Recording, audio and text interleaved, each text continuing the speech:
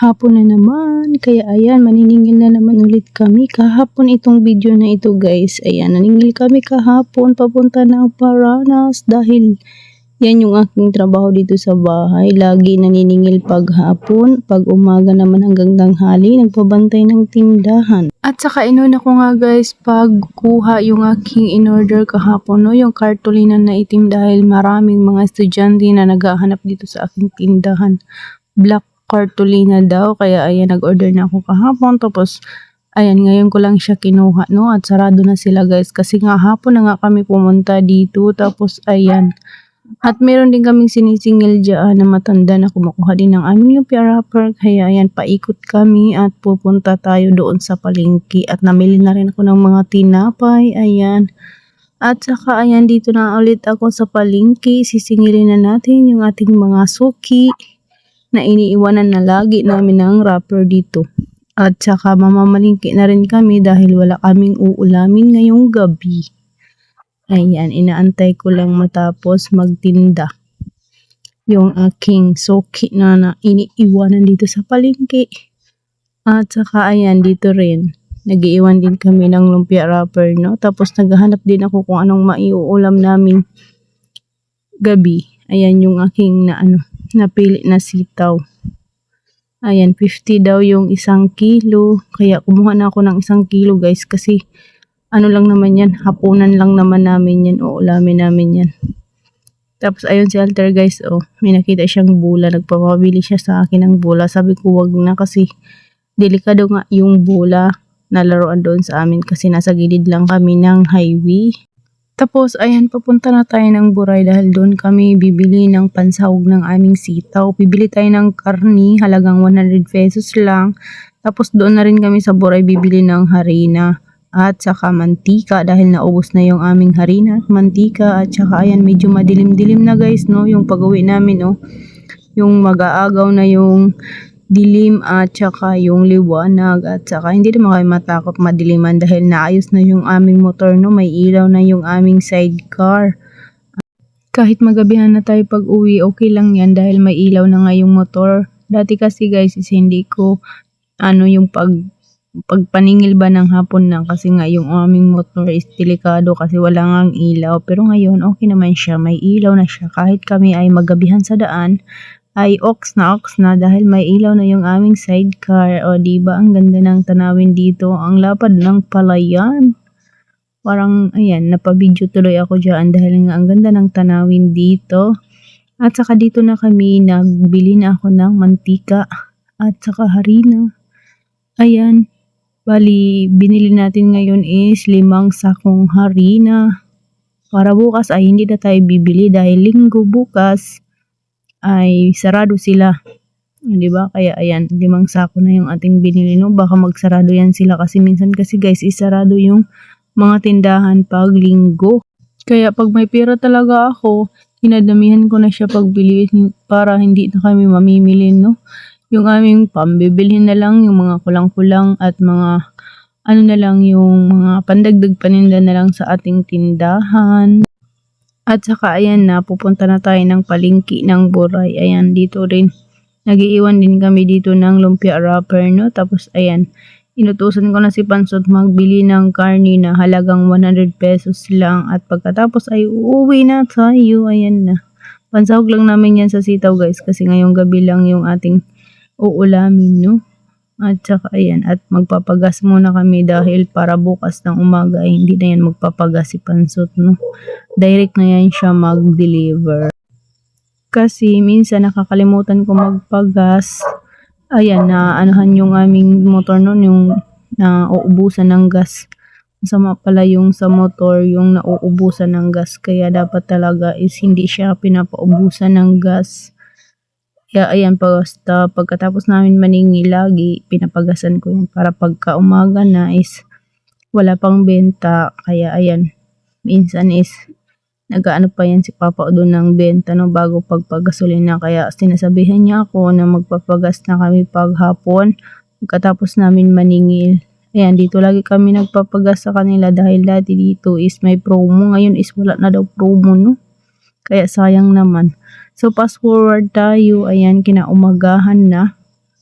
At ang aga-aga ko nagising dyan dahil kami ay aalis at pupunta ng Tacloban at nagluto na agad ako ng almusal dahil kakain yung aking mag-ama, pati si Amshi is kasama namin. At ako ay magpapa-check up doon sa Tacloban, no. Ayan, nagluto na ako ng almusal nila dahil sila lang naman yung kakain. At saka yung aming mga badi-badi dito sa bahay, ay syempre, kakain din yun kasi aalis kami, pati sila. Didrumbi sila Kuya Dritz, kakain din yun sila.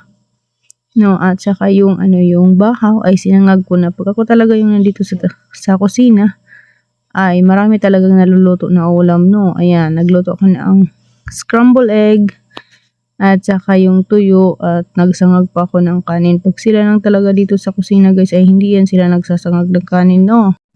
Dahil marami naman kami dito sa bahay, kaya ayan, dinamihan ko na pagluto ng ulam dahil marami namang kakain yan. Ayan, nagluto din ako ng 2 tosino, tapos meron pa kaming tuyo dyan. Yung tuyo na yung pakas ay at isasali ko na rin pag prito para marami-rami din naman tayong mauulam ngayong araw. At saka ayan, luto na sila at tatawagin ko na si Papa Odon at saka si Alder para kumain na sila at pagkatapos ay ako rin is maligo na. At saka ayan yung leftover na sitaw, no, ininit ko na rin para makain na rin nila. Ayan na si Papa Odon, hinahanap niya si Alter kung nasaan si Alter, kaso lang wala dyan. Kaya ayan, yun yung pagkain nila, iniwanan lang nila doon.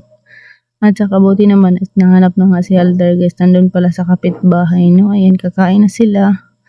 At ayan, ginising ko na si Amshi guys, siya muna yung magbabantay dito sa tindahan kasi para pagkatapos si Papa kumain, siya naman yung kakain, tapos ako ay maliligo na. Ayan, fast forward tayo, dito na kami sa bus.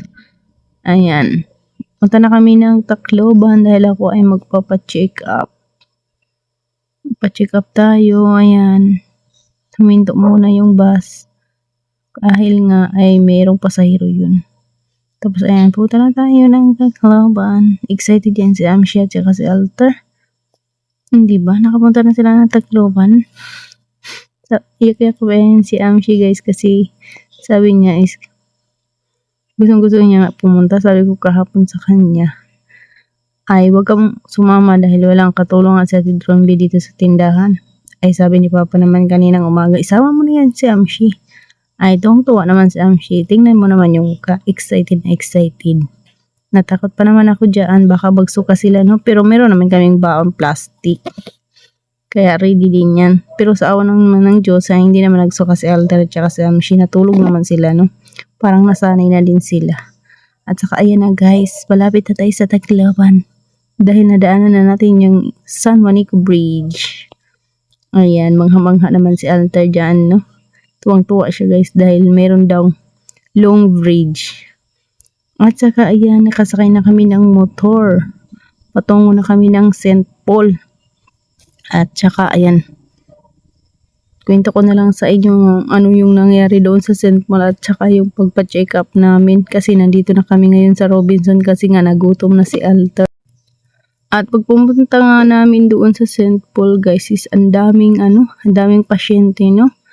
Tapos is yung doktor na hinahanap namin ay wala doon, may schedule daw na araw, kaya sabi ko is next time na lang to ulit tayo magpa-check up dahil ang daming doon, ang daming pasyente yung isang doktor doon, kaya hindi na kami makipagsiksikan doon, no. Kaya sabi ko ay punta na tayo doon sa Robinson kasi nga inip na inip at gutom na si Alter. Gusto niya na daw yan kumain. Hinubad niya nga yung yung damit niya nung pagkasakay namin sa tawag doon sa multicab kasi nga init, sobrang init talaga, grabe, hindi mo talaga yung init. Buti na lang talaga is ayan, punta na kami dito sa Robinson, no. At tagpapabili si Ate Amshi ng damit na isusuot daw nila sa sa sayaw kasi malapit na rin yung kanilang yung recognition. Ayan, bibilhan namin si Ate Amshi ng damit at saka baong na short dahil yun daw yung kanilang isusuot. Tapos nagpili na rin kami ng sapatos na white kaso nga lang walang kasya sa kanya na sapatos na white, kaya short na lang at saka damit yung napili namin sa kanya. Sakat balugan na lang yan bibilhan. Saka ayan si Alter. Gusto pa nila sumakay dyan. Bago kami umuwi, pinasakay muna namin silang dalawa dyan, no? Dahil nung nandun kami sa Masbate guys, hindi yan sila nakasakay doon dahil dami ngang tao. Ngayon lang. Ayan. Habang nandito kami sa gilid ni Papa Odo, nag-aantay sa kanilang dalawa, no? Pagkatapos nito pasakay sa dalawa ay uuwi na kami. Dahil wala naman kaming ibang puntahan dito, nagpalamig lang sa Robinson. Tapos ayan, si Alter at saka si Ate Amshi, dalawang ikot pala yung bus. Yan, yung bus na parang laruan. Pagkatapos ayan, uuwi na tayo. Nagpalamig lang tayo sa Robinson. Ayan, at saka hapon na talaga kami guys nakauwi. Dahil nga, ang daming lubak-lubak talaga na kalsada pauwi, no? At saka maraming kalsada na inaayos. Ayan, pauwi na tayo. Ang ganda talaga dito sa San Juanico, kaya lagi ko binibidyo yan pag pumupunta kami dito. Ang ganda kasi tingnan. Ayan, no? Tapos parang nakakatakot talaga dyan. Pero tuwang-tuwa naman si Alter. Pag nakita niya yung bridge na mahaba. O siya, ang haba na naman ulit. Hanggang dito na lang yung ating video. Bukas naman ulit. At ngayon lang talaga ako nakapag-edit dahil ngayon lang kami naka-uwi. Gabi na talaga kami naka-uwi, no? So hanggang dito na lang yung video. Bye-bye. God bless you all.